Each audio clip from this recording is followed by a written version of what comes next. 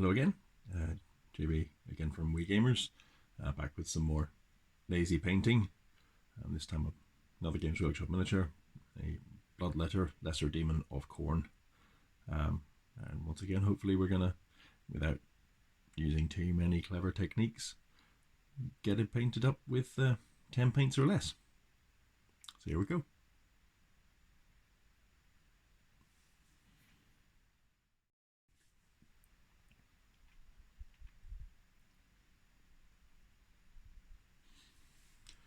So we're starting off this time with a new technique. Not really a technique, it's just a slight cheat.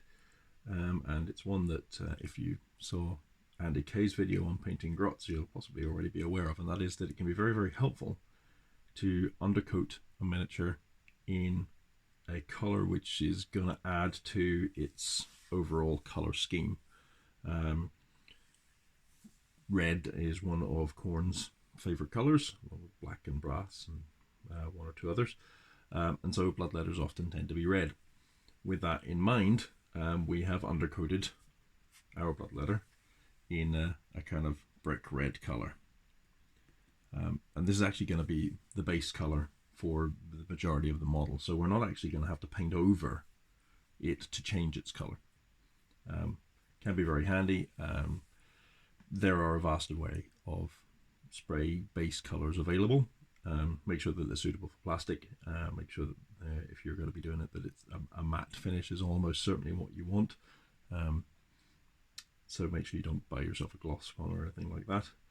You can get them from various different places. Games Workshop, model shops, independent retailers will probably have a number of different brands. You can get them in like auto parts stores like Halfords as well. So yeah, we're starting off with our brick red. I'm going to hold them up, and you might notice, now I've tried quite hard, but you might notice that there's the odd little space where it just hasn't fully covered. And in this case, well, you can do one of two things. You can not worry about it, which is what I'd be inclined to do this because I know what's coming, so I don't need to worry. I haven't missed any major patches. Or you can take an equivalent color and paint over it. Just go dot in the little pits of areas that you've missed. So we would start usually with this, just to make sure that we've got a full coverage of our miniature. Luckily for me, I don't have to worry about it this time, but that would be the first of our paints, and we're going to come back to it a little bit later on. We're going to go, first of all, as we did in the previous videos, for the base. We're going to get a little bit of that done.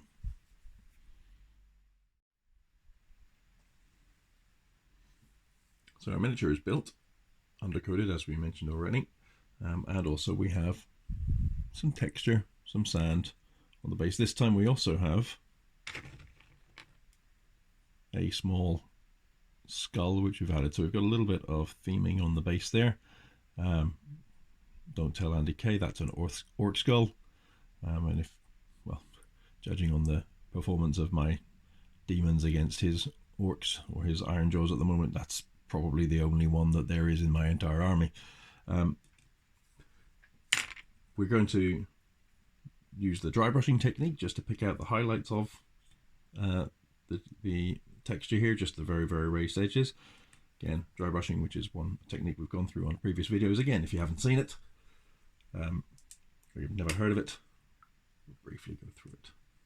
So we're going to take our Baneblade brown color, like light brown, put some on our brush, old busted brush. We're going to get most of it off, and then we're going to run the brush over the top surface. The idea being that we get a little coating of the brown on the higher relief edges. Go a bit heavy on the skull because we want it to be almost covered. One of the nice things you can do if you're dry brushing and you've got various different colors that you're going to be using in certain parts of your model are going to be using that color, is if you realize you've got too much on the brush, you can go straight to the part that's going to be using that colour and put a thickish coat on, allows you to get just that last extra bit of paint off your brush so that you don't go dry brushing too heavily. And again, as mentioned with the dry brushing in previous videos, you're generally putting quite a thin coat on, so aside from the skull where it's a little bit thicker, that top surface of the sand is probably already dry. We're going to come back to it when the skull's dry as well.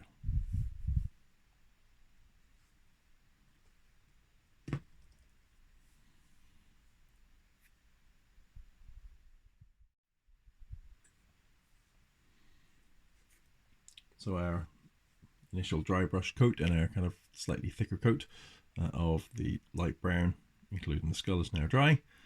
What we want to do is, right now, probably see that in the recesses of the skull are the red base coat, the undercoat. Now what I want to do is I want to make those a bit darker before I do anything else. So just on the skull, I'm going to put a little bit of the ink. It's the paint that's thinner, shinier slightly, but runs into recesses, doing the opposite of what the highlight dry brush does. And yeah, we're just going to cover the skull.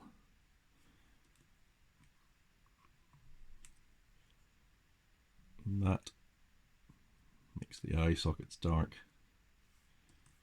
Little gaps between the teeth. It automatically shades and shadows it. I'm going to put a little bit of the earth shade just in a few patches on the base as well. It just makes the base area a little bit more varied, unless you play on, well, unless you're expecting your miniatures to be standing on kind of uniform tarmac or astroturf or something like that. If you're going for a relatively natural looking environment, there's a bit of variation in the tone of the earth underneath it. So a few slightly darker areas, a few slightly lighter ones. We're going to let that dry.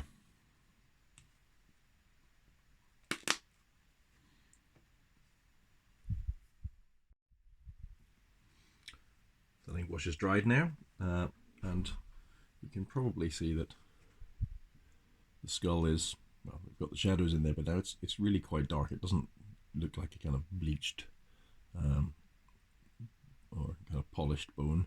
So what we're going to do is we're going to brighten that up a little bit, lighten it in tone. We're going to use a kind of very light cream color, and we're just going to dry brush that area a little bit. Again, busted old brush. Dry brushing does damage brushes, so don't use your new ones. And it's just going to pick out the highlights. We're going to give quite a heavy dry brush, as long as it doesn't go all the way into the recessed areas. We don't really mind, because we want quite a good coverage of this. Now I'm also going to do a little bit of the basing area, a little bit of the sand, just to kind of do the inverse of what we did with the ink there, just to mix the color of the base up a little bit, give it an impression of slight differences.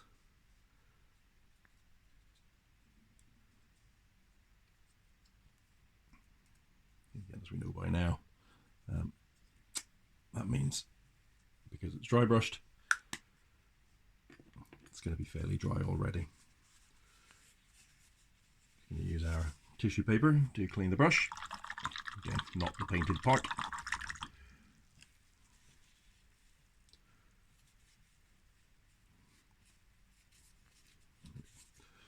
And that's almost certainly enough time for our dry brushed part to dry. So we're going to go back to the ink. And this is where the benefit of having the red undercoat is going to come on. The red undercoat is doubling for a base coat. It's the base color that I want. So what I'm going to do now is, rather than put any more coats of paint onto the skin color, I'm going to use the the ink shade. And I'm going to put a coat of the ink onto all of the bits, all of the parts of the model that are its kind of flesh, its skin. We're not gonna, not the horns, not the kind of fins, or small kind of fleshy areas that stick out. We're going to get a good covering of the entire rest of the model. So you can see it running into the recesses, picking out the kind of rune of corn down here, right, showing off the little spots, little kind of pimply textured areas of the skin, and we're going to come back to that once we've done it.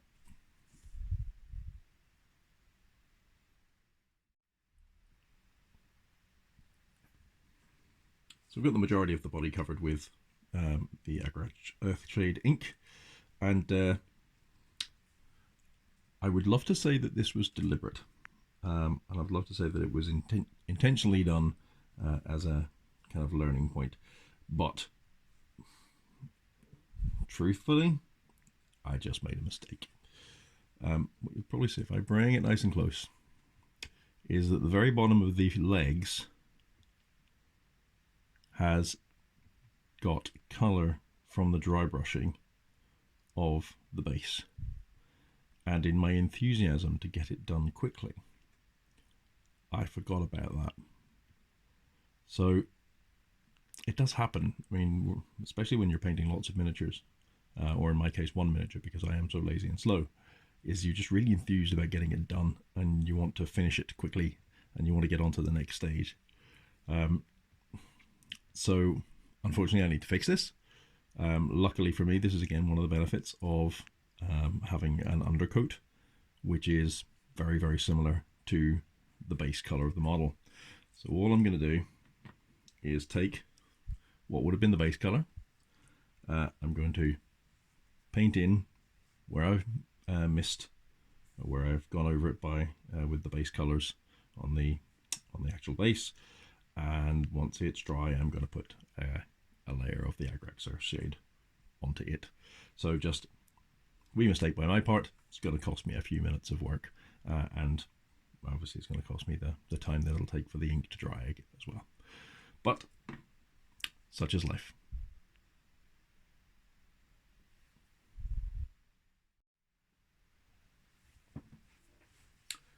So I've corrected that little mistake, and I'm waiting for that to dry. But I can get on with the next bit, because the next bit I'm going to do doesn't actually cover the same areas. What I'm going to do now is I'm going to add another ink wash to parts of the model. Now this is just to give a greater variety and depth of color to the kind of skin tone, and I'm just going to do it kind of at the top here, very, very close to where the kind of wattle is on the miniature's back. So I'm trying to make the colors kind of a bit richer, a bit more varied, but without actually having too much of a difference in color in it. So we're just trying to increase the kind of depth and range of color that we're seeing in the skin. To do that, I'm going to go for an ink wash which I use on red quite a lot, which is a purple. So I've got a purple ink, and I'm just going to put a little bit of it just beside where that wattle is, and just extend it a little bit, so just right beside. Now I can be a little laissez-faire with this,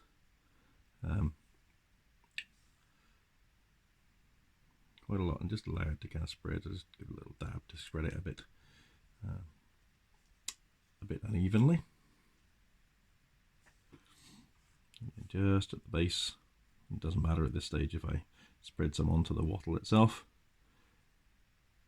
Now it'll naturally just kind of spread a little bit because it's quite liquidy, but what that's going to mean is that we've got kind of obviously a brickish red color. We've got the darker areas, darker zones with the Agrax Earthshade, but where it comes up to the wattle, it's dark in a slightly different tone. It just adds a little bit, as I say, of kind of variety of colour. And this I find quite a useful thing to do, and it's quite simple to do. It means that your colours don't end up flat and there's a bit more life to them. It's not essential, we could have omitted it entirely, but for the sake of it, since we're only doing a relatively simple one and it's an ink that we don't have to put on with any precision, I quite like doing it. Next up, we're going to go to the wattle itself.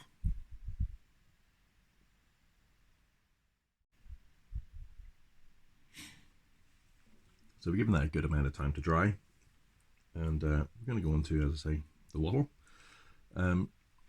For the wattle, we're going to try to come up with a contrasting colour, something just to stand out a little bit from the basic red.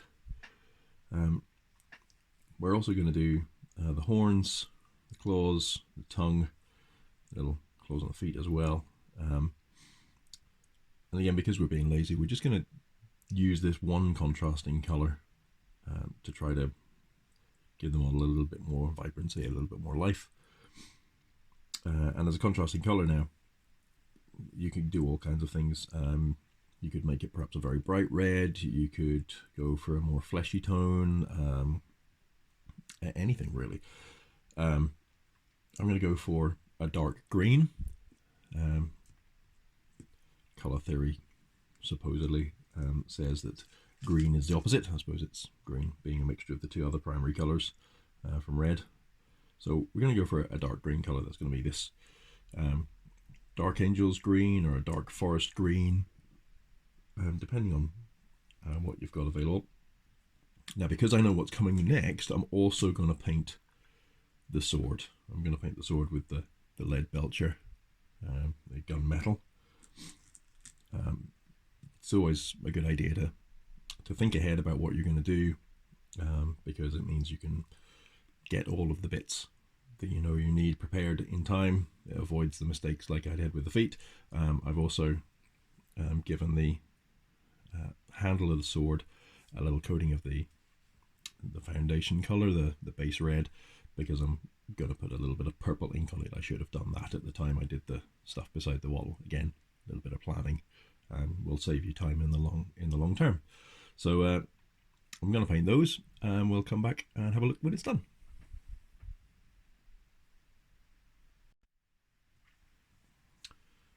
So that's the green layer done, and obviously the gunmetal on the sword as well. Now, the green at the moment, even though I chose a dark green, is kind of quite lurid. It's quite bright, or at least it's a lot brighter perhaps than I want. There's a bit more of a stark contrast than I'm aiming for. So what I'm going to do is I'm going to take the brightness of it down, the very greenness of it down, and to do that I'm going to use another ink. So we're going to go for a black ink this time. Black ink, black shade, and then that's going to run mostly into the recesses. I'm going to give it reasonably heavy coating. In fact, in most places I'm going to give it 2. This is just from experience. Obviously, if you're doing this for the first time, you decided you wanted to do the same, you would do 1 coat, see how it looked. If you felt like it needed to come down more darkened, you'd use a second. I know from experience I'm going to use 2. So the only place I'm not going to use 2 is on the tongue, just because I want the tongue to be a little bit brighter than the rest of the model. It's kind of center point. It's quite a feature, so I want it to stand out a little bit. So yeah, we're going to put a couple of coats of black ink on the wattle, on the horns, on the various other bits, and on the sword. I'm going to dull them all down significantly. Just going to put 1 on the tongue, and we'll see how that goes and come back later.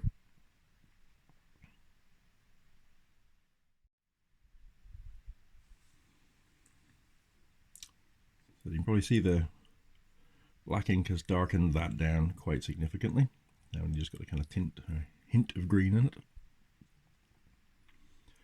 You could probably achieve the same effect by painting them black and then a really, really, really light dry brush of the green. But even then it would be quite stark. will probably look a little bit brighter. It might be a nice effect.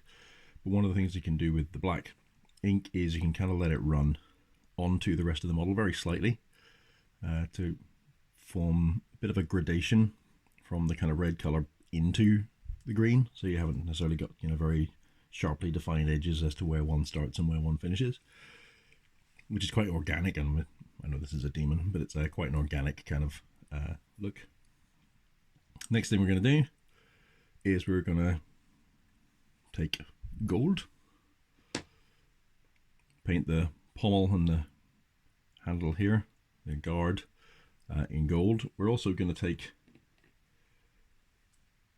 the kind of light cream, and we're going to pop in the eyes and the teeth. We're kind of onto almost final detail, so just those two are both quite small things, so we're going to do them in one step, and we'll come back when we're done.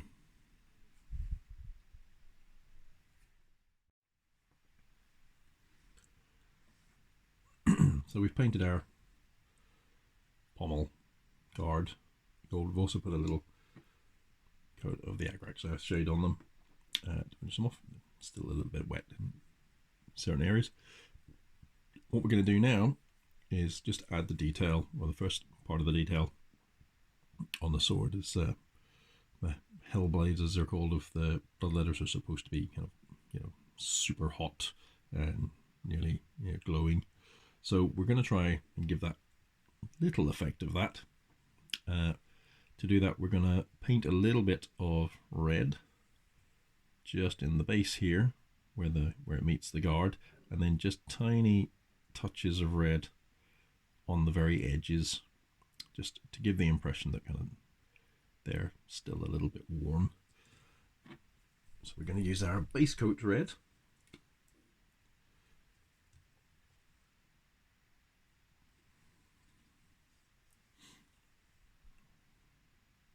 I'm just going to paint in at the base there. Just draw it up the kind of middle.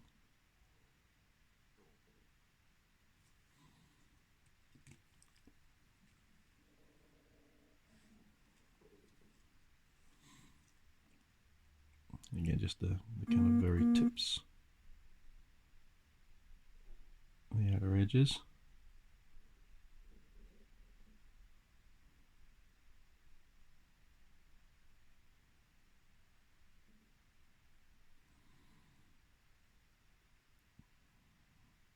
Get a little bit thin there. I'll try and spread these out a bit. Do the same on the other side. I have to do this at a slight angle to the camera, I'm afraid. That might not be the very easiest to see. I'm trying not to go over the guard.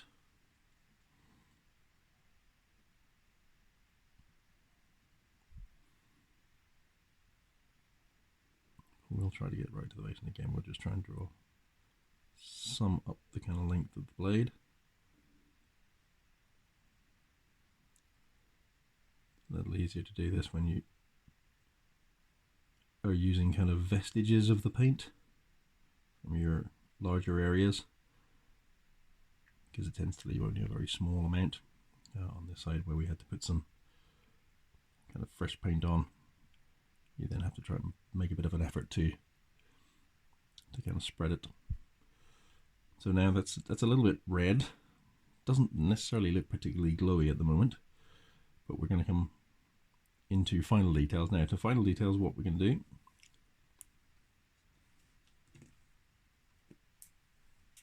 is we're going to use our last paint, which is a nice bright orange, and we're going to come back to our brown as well.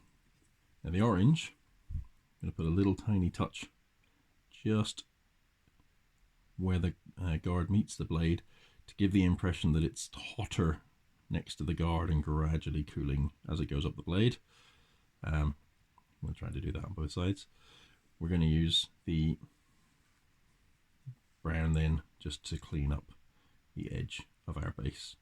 Now I did say I'd obviously put to the excess shade just onto the gold. I also gave just a tiny little bit of it onto the teeth just to dull them down a little bit, make it less flat color. There's a few small recesses in there, and hopefully it's picked them out as well. So final details coming up, and we'll see how that goes.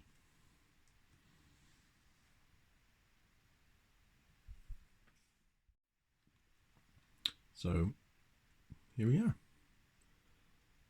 Final details done. You can possibly see the orange there at the base of the sword, making it, hopefully giving it something of an impression of being a little bit warmer. Now you can go really to town on that kind of effect. You can just do a whole series of ever smaller patches of color, starting off with the kind of darker red, brighter red, orange, yellow, white even, if you want to get a very highlight glow. Obviously we didn't do that because we didn't have that many paints, and we're trying to keep it simple. But yeah, here we are. Relatively quick, relatively effective, I think. Here's our Bloodletter in 10 paints or less. Once again, I hope you enjoyed. Thanks very much for watching.